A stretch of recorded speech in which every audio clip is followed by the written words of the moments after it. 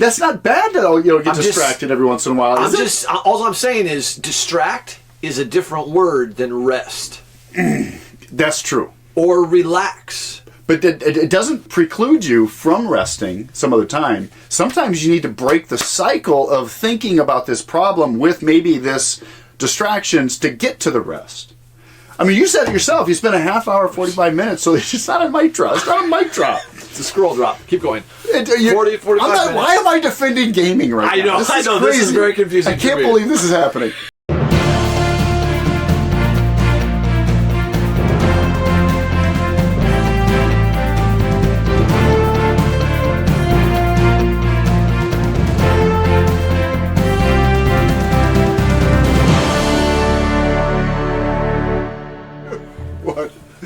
Welcome back to Plundering Leviathan, where two elders of North Center Church get together and we talk about how to take Leviathan's stuff, use it for Christ's glory and the good of his people. And this week we're going to do a follow-up episode on gaming. We met a gamer in real life last week. Real life gamer. Real life gamer. Neither one of us know anything about gaming, and so we needed to bring in an expert, and that's what we did, and we heard all about gaming. And this week we want to talk about, can you plunder gaming? Can you plunder gaming? So we want to give some practical helps, tips, or maybe we'll just flesh out, can it even be plundered? So right, when we say plunder, the idea is when God rescued his people out of slavery in Egypt, they took Egyptian gold and they brought it with them to build the temple of God. Yes. The language is they plundered the Egyptians and used enemy gold for the glory of God. Our real life gamer, Adam, brought to bear several verses that talked about nothing is unclean in and of itself. But also all things are permissible. All things but not all things are beneficial. Right. So in the plundering, maybe we're asking, so perhaps gaming is permissible, but is it wise? Is it building up? Is it edifying? Yeah, that's a good question. All right. Before we get to that, I just got to ask, brother, construction worker / pastor / father, husband, how you doing? You're busy. Thanks, man. Yeah. Tell the people, our church family, how that's going for you, how you're holding up. Yeah. I've been thinking a lot about you as you're out there. I got a picture from you not long ago of you with your frozen beard. It was like, those of you that are listening somewhere warm, it's cold up here, and you had an icicle beard, and you said this job is cool. Super cool. Super cool. Well, it was like negative 20 real temp that day, I think. And you know what that's like. I work outside also in the cold. There you do. But I do have a warm-ish truck that I can get in. And you still have an icicle beard.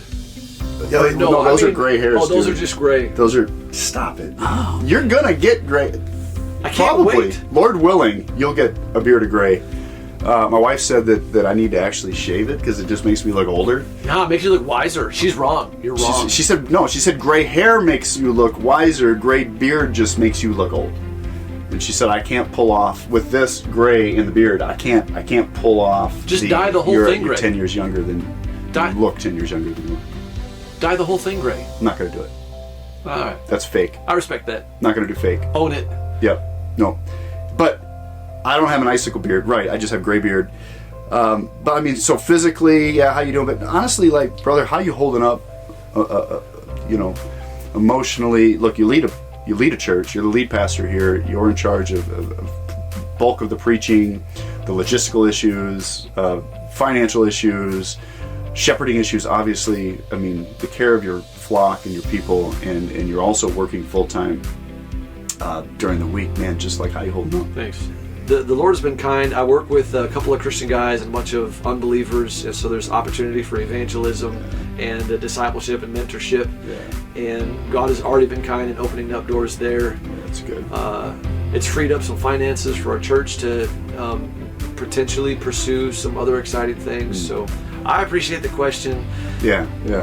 Been thinking a lot about you. Been praying for you and for the church, and I know it's a heavy weight. And so, I mean, if there's any financial donors out there that would like to give financially, you got some extra money that you want to throw somewhere, you can go to North Center Baptist Church or northcenterchurch.com, and there's a giving site, and we could pay for our pastor to come back full time. But if not, we marked bills or unmarked bills or small unmarked bills are fine.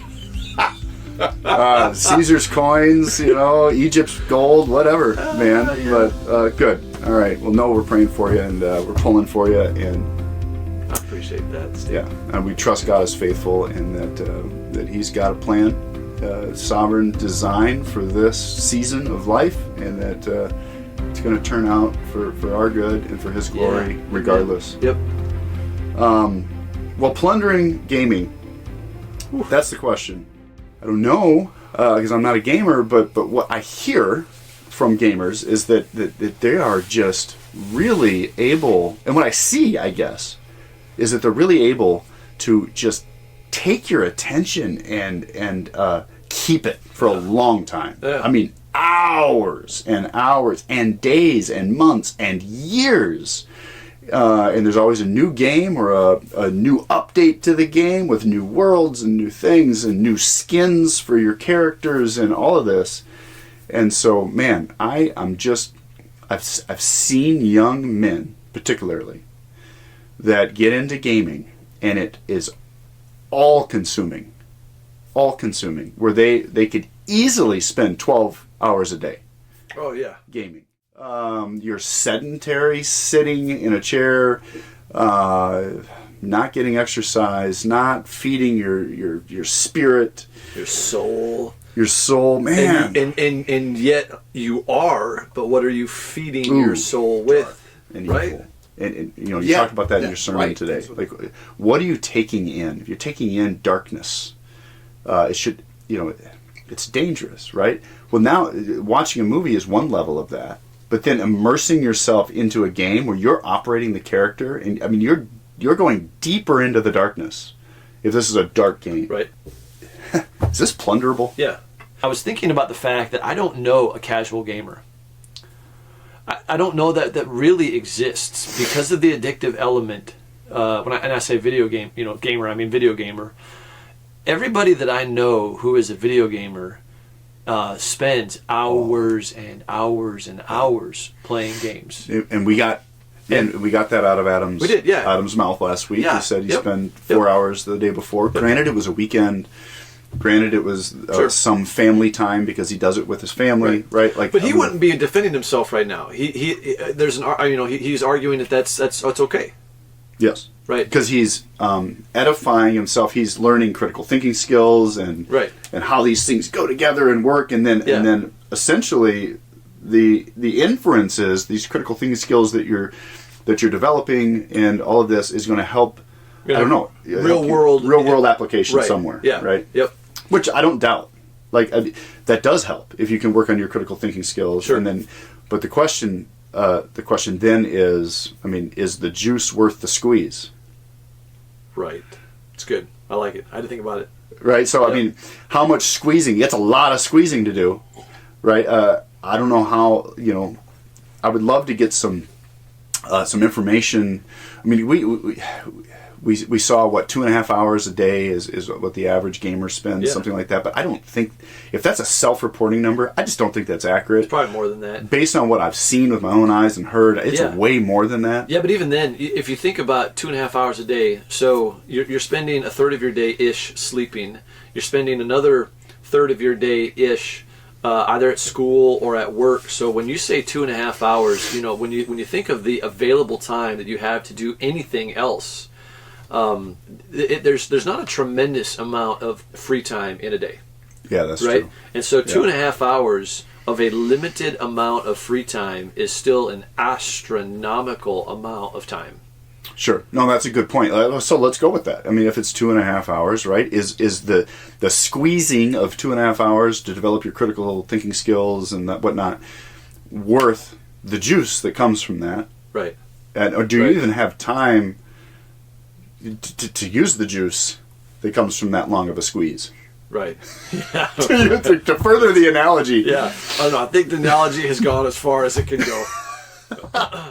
I want to get real practical, Yeah. nuts and bolts for Right. those that are listening that would say, yes, I can Right. absolutely. I'm doing this. I'm going to continue good. doing Yeah, this. yeah.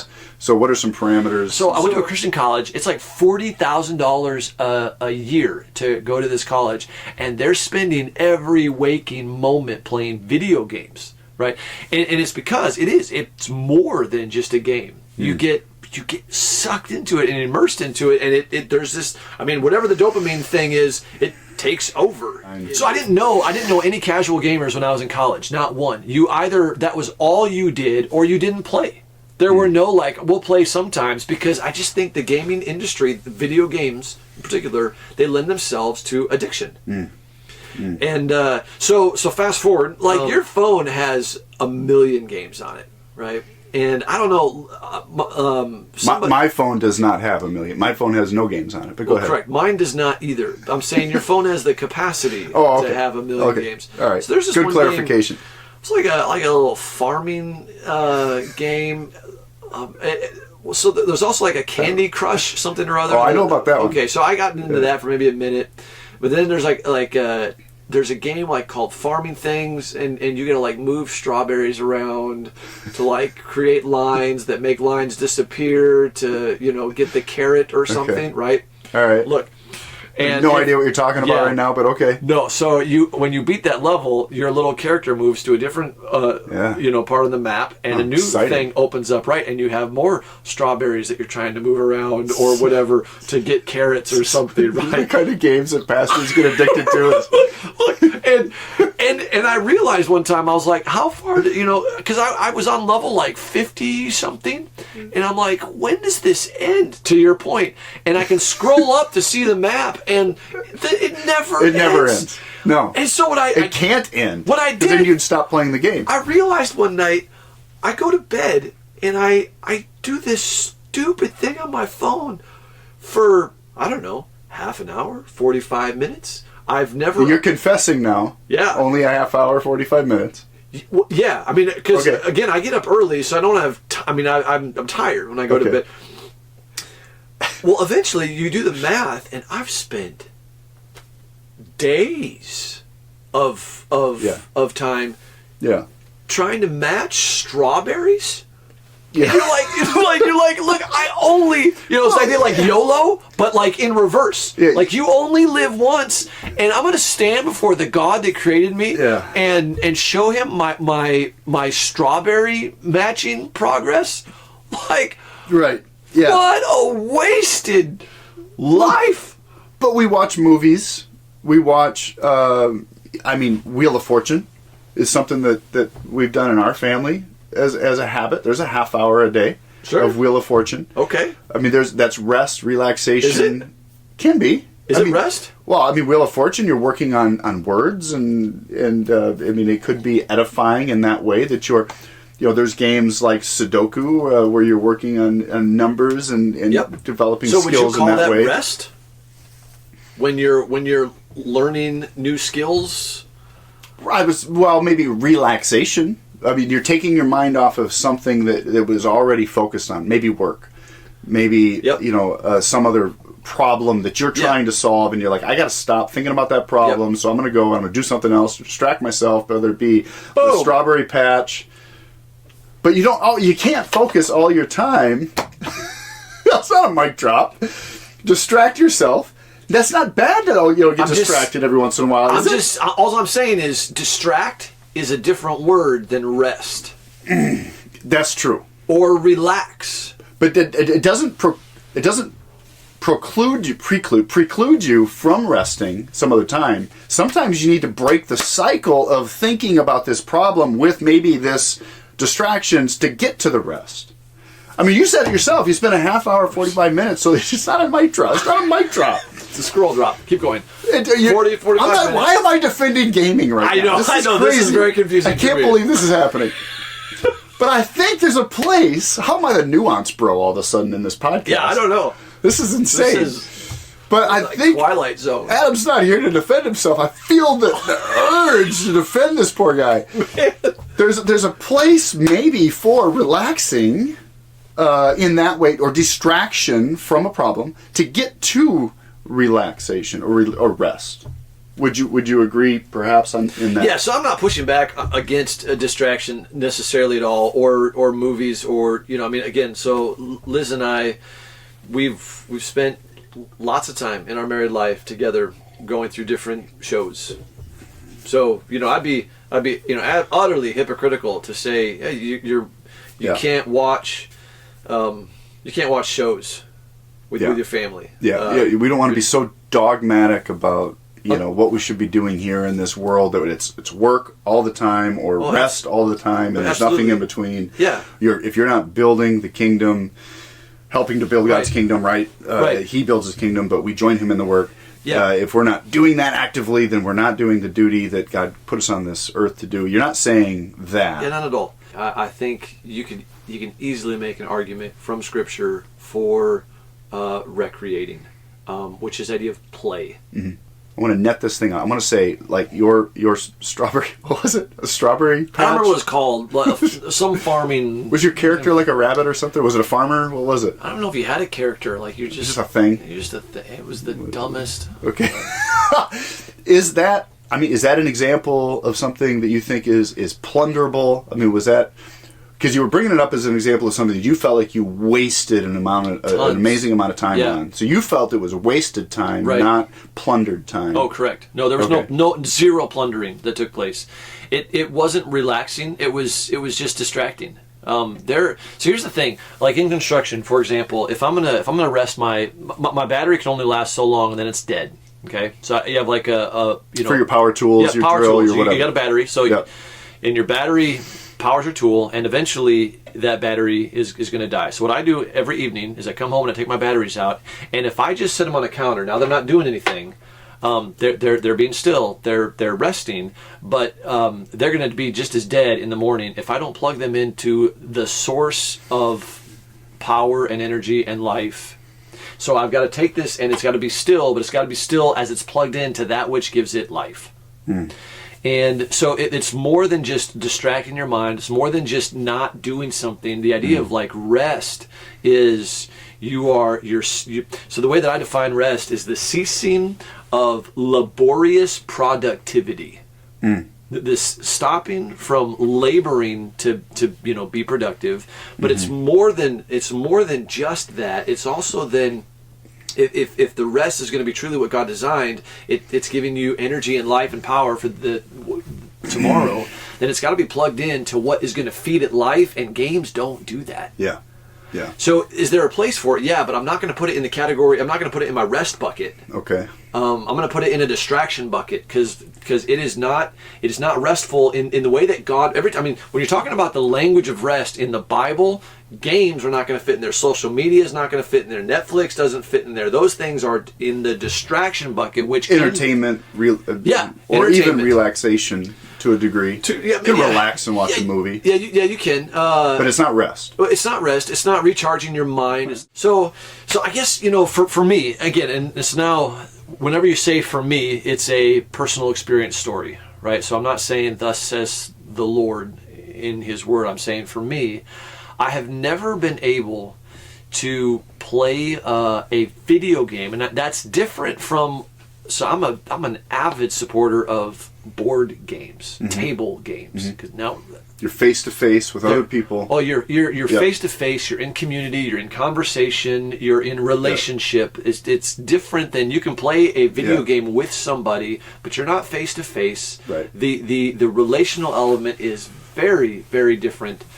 So I have never personally been able to engage in video games for any length of time and it not be detrimental to my relationship with Jesus. So I can think of a handful of games that are clean, like Need for Speed 2 was a game I grew up playing. It's clean. You're not running from cops, you're not running over people, there's no hookers or whatever these new, it was a clean racing game. Grand Theft Auto, is that what you're kind of... Probably, yeah. And but again, if I didn't have parameters, I would have just played for hours and hours and hours. And then you got these, whatever strawberry games or Tetris games, or I have this little thing. This is my first game. This is electronic football. I had a version, techno football, I think we called it. I don't know what that one is, but you can kick, electronic pass, football, yeah, and move your player around. Yeah. And that brings me back, man. 40 years ago, I played a game like that. Yeah. Oh, that's awesome. And how much of my late elementary years did I give to this little box? That's amazing. To say you've got limited time. You just do, and it's not to say that video games are, in that regard, it's not to say they're bad. It's to say if you spend time here, that is time that you don't have for this, whatever this is. So it's just, and I think when it comes to your exercise, your relationships, your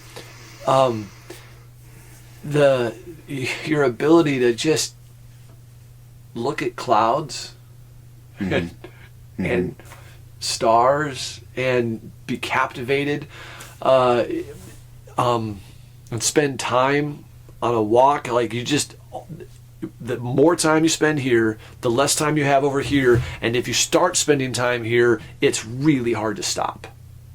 Yes. So I think you're right. That's the addictive thing. Yep. There's like I mentioned last week, there's the face-to-face element that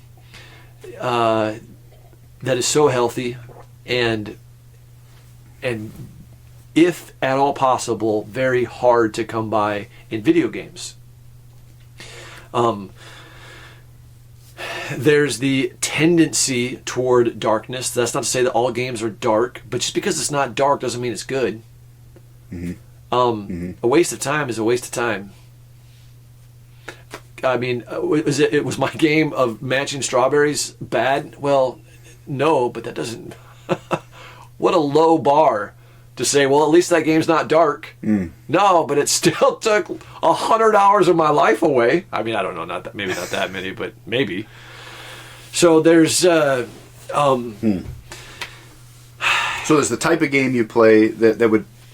It matters, but would that's not the only eliminate that thing from your life, but is the amount of time you spend doing it, which would be a pitfall. There's the effect to your brain. We talked about dopamine levels and lowering your baseline. I think that's huge.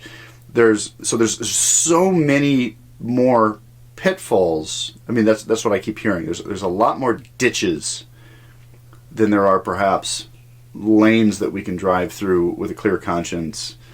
That perhaps, and for me, I'll say for me, I don't game, don't want to game, and I see so many young men falling prey to it to the point that they're not motivated to get a job, or have relationships face to face with people. They're not getting married. They're not having kids, and I think largely due to this. And there's cultural and societal things that all play into this, but certainly the gaming gives them something that they can just latch onto, and everything that's going on in the society and the world that makes it hard for them to get jobs and have a family and buy a house and all those things, they can just say, well, I don't care about that because I've got the game. And I'll just say one more thing that I didn't say. There's a guy out there called Yuval Noah Harari. Have you heard of him? You all know a Ferrari. No, not Yuval Noah Ferrari. Oh, close. Yuval Noah Harari. He's an atheist, Jewish, homosexual. An atheist, Jewish, homosexual. Yes, and he's part of the World Economic Forum. You've heard of that? Yeah. Who I do believe Klaus Schwab is. I think that's the guy that runs the World Economic Forum. Famous for saying you'll own nothing and be happy. That's their goal for society, is essentially globalism at such a scale that trade and whatnot and AI and transhumanism has made it so you don't even have to work, really, that essentially you don't have to own anything, that you can just eat bugs and live in your box. That's kind of the characterization that would be That's the way I would characterize it. Anyway, Yuval Noah Harari is... You all know a Ferrari. Sorry. That guy is the technology guy for the World Economic Forum. There's lots of videos out there. You can go look up these videos. But one of them that just blew me away. He was asked, look, in this world that you're presenting for people, where we don't have to work because machines do it all for us, and you're going to have a universal basic income, so you don't need to work for money either, that your needs will be provided. He says you're going to have an epidemic of boredom because people want to do something, and if they're not going to work, what are they going to do? Here was his answer. He says, I see that problem, and I think the answer is this: some combination of drugs and video games. That was this transhumanist, atheist, homosexual guy's solution for boredom. Was drugs and video games. Yeah. And I wonder if he's not onto something. Yeah. And I wonder if we're he doesn't have to talk us into this because we're already just doing it. Oh yeah. And God has so much more for us in this world. And our brother Adam is the most tender heart, most loving, 100% selfless, right, willing to give of himself no matter what, right? And willing to be face to face. Listen, if I have a time where I'm like, hey man, let's get together and do this, Adam's first one to say let's do it. He's the first one. So we're not face to face, right? So I'm not at all. This isn't about Adam. This isn't about gaming Adam in general, and right, and the pitfalls that we see with other people, especially that fall victim to this addictive gaming world, to where they are not doing face to face things, where they're numbing themselves with video games and perhaps even drugs, or the addictive, really drug-like inducing effects of video gaming, right? That you look at the dopamine levels and those things do the same things that potentially cocaine could do, or nicotine, or those kinds of things. So I'm hearing, man, that it's just there's so much more for us in this Christian life that God has given us. So I just so the drugs thing, Adam pushed back, and I think rightly so, to say like you can set up anything as negative if you contrast it with the right thing or compare it to the right thing. Sure. And so he pushed back against that, and I thought that was fair. To your point, if I just go and in my mind I think through all of the friends that I have who are big into video games. Again, this is just a personal experience thing, which doesn't, at the end of the day, doesn't mean jack. But in my personal experience, I would guess 95% of every friend that I have that's big into video games is also a drug user of some kind. And so there is at least some correlation there in the circles that I run in. You mentioned boredom, and that's something that is also interesting. We live in a culture that to be still is to be bored. We don't know what it means to be still, and for boredom to be the furthest thing from reality. God calls us, hey, there's a knowing of God that only takes place when we are still, and we are not good with still. We need to be doing something. We're not good with silence. We need to fill it with something. So we get in our car and we turn the radio on, not because we're listening to music. We're not. Our culture doesn't listen to music. We hear music, but we don't listen to music. It's just white noise, and we'll go home and we'll turn the TV on, not because we're going to watch something, but just because we're scared of silence. We don't know what to do when we're just face to face with ourself and our God.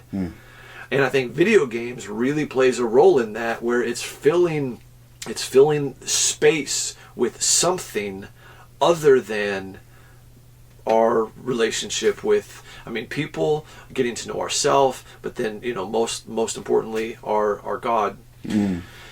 So when it comes to like parameters, just to, to get to the end, I go, my boys play games, right? It's been a long time since I've played a video game, but my boys do. They've got maybe half a dozen. Almost all of them are Lego related. We've just, as a family, we vet every game that comes into our home.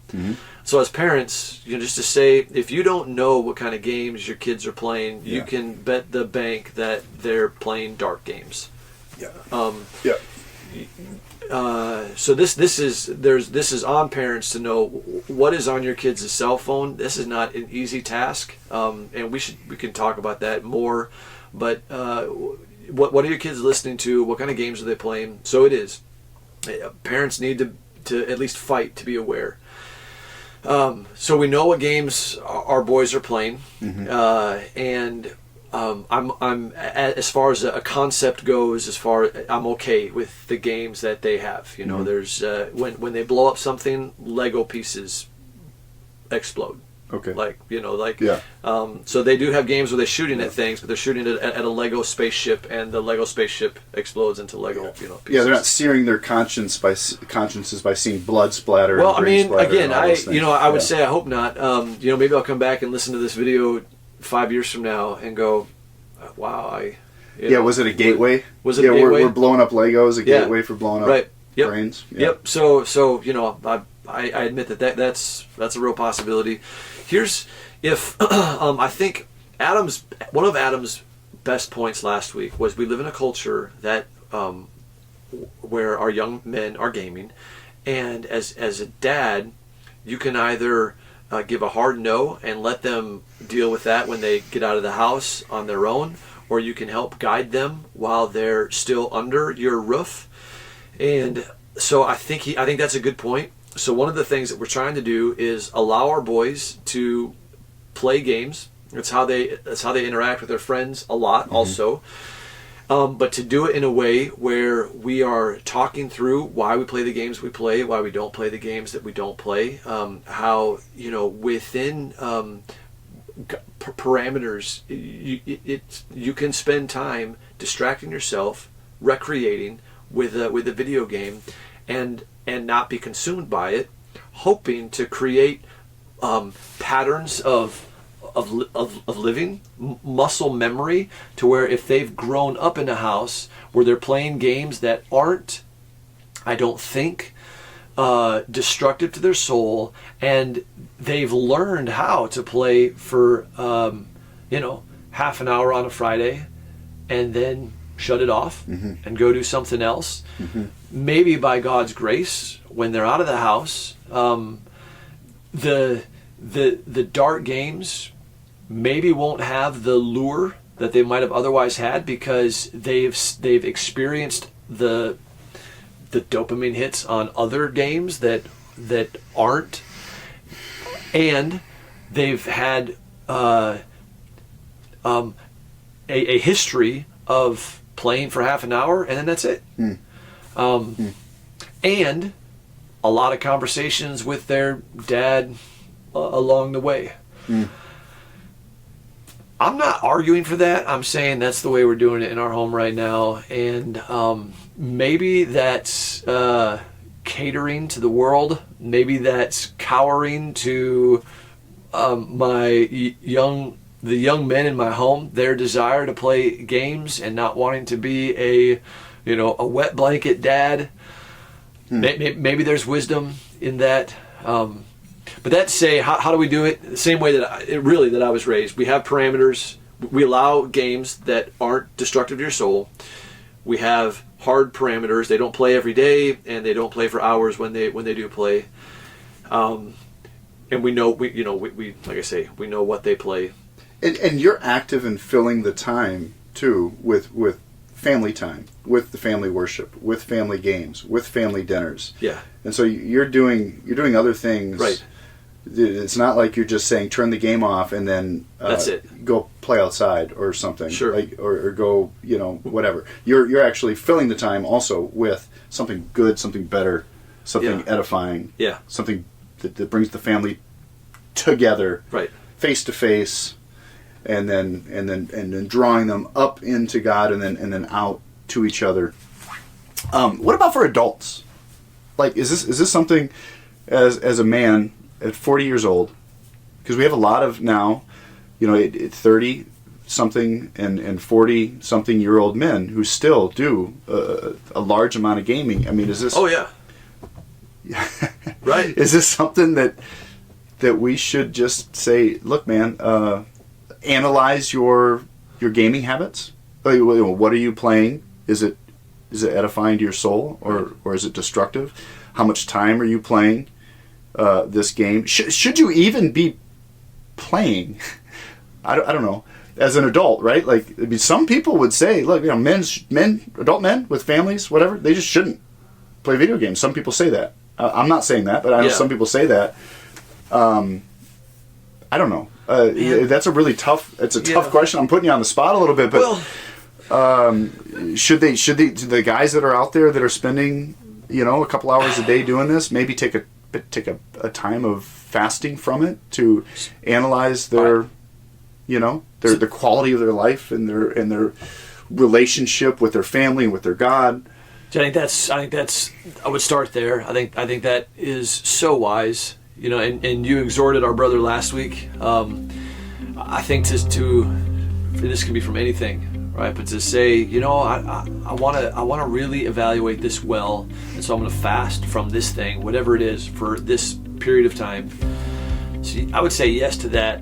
Also, at the end of the day, again, whether you're a teenage boy or a 40 or 50-year-old man, your time is you still have 24 hours in a day. No matter how where you are on the spectrum of life, you have the same amount of time. Not 73 hours a day. Not 73 hours a day. Like your wife says you think you have. I do often think I have 73 hours in a day. You have 24.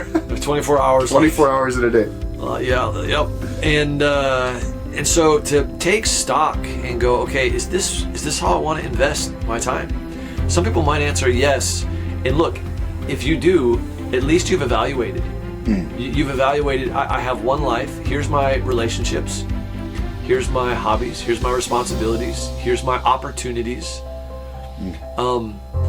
And every minute that I devote to this thing, I do not have access to devote to these other things. And so no matter how you're, grouping your activities, to take stock, and Paul says that often, take stock of your life. And I think video gamers would do well, like the rest of us, but we're talking about video games, to go, okay, if I evaluate the time that I put into video games and I fast forward 20 years from now and I do the math, will I look back and say, I'm so glad that I invested my time that way? And if you say yes, well, then you've evaluated, and now there's no surprises 20 years from now. You knew that was how many hours of my life I was going to give to this thing. Yeah. But I think most of us don't do that kind of math. Yeah. No. We don't count the cost of a life spent in this thing or that thing or video games, and then we get to the end and we go, oh snap, I would have done that differently if I had to do over again. And my fear is, I think there are many young men who are going to get to the end and go, if I could do that over again, I would give my time to something else. Good word. I think you're right. And so I'm not going to come out and say video gaming isn't plunderable, but I'm erring on the side of take caution. Take caution. Evaluate it. I think that's a good word. Fast from it if you've got this habit already, and just take stock, like you said. Yeah. Can I say one more thing? Please. I think maybe if you thought of it as cookie dough ice cream, that would be helpful. So okay, tell me more. I'm intrigued. I love cookie dough ice cream.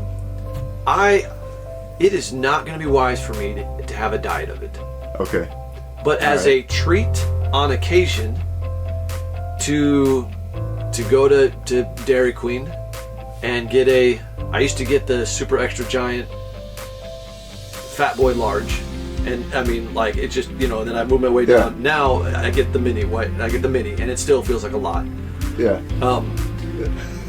Go to Dairy Queen on a date and get a mini cookie dough ice cream blizzard, I think that can be a very precious gift. Now, if you make that a diet, that's a tragedy. I think you could see video games the same way. I think there would be a way to go, you know what, it's Friday, and I'm gonna play Star Wars Legos with my boys for 45 minutes. For a mini's worth blizzard Yeah. of amount of time. Yeah, and we're gonna go and do fun, manly stuff with, on like conquering lands and whatnot. Yeah. Playing video games for a minute, but that's not going to be the diet of our life. That's good. Maybe. I like it. Okay. Man does not live on large cookie dough blizzards alone. That's true. I don't know. Just made that up. Yeah. Anything else? That's it. All right, man. Thanks. I hope we didn't leave everybody in limbo, but I think that's a good word. Yeah. Not a steady diet. Maybe the mini once in a while. Good word. Particularly if you do it in community, I think. Ooh, I like it. Right? Yeah. Yeah. Well, listen, this has been good. We'll move on to another topic next time. I'm not sure what yet. If you guys have any ideas, send us a message in the comment section down below or something. What do you want to talk about? And then we'll hit it. We'll try to plunder the next thing. Love it. Whatever it's going to be. But in the meantime, work out your own salvation with fear and trembling. That's a good word. For it is God who works in you to will and act according to his good pleasure. Good. And remember, Leviathan's bound. Go take his stuff. Till next time.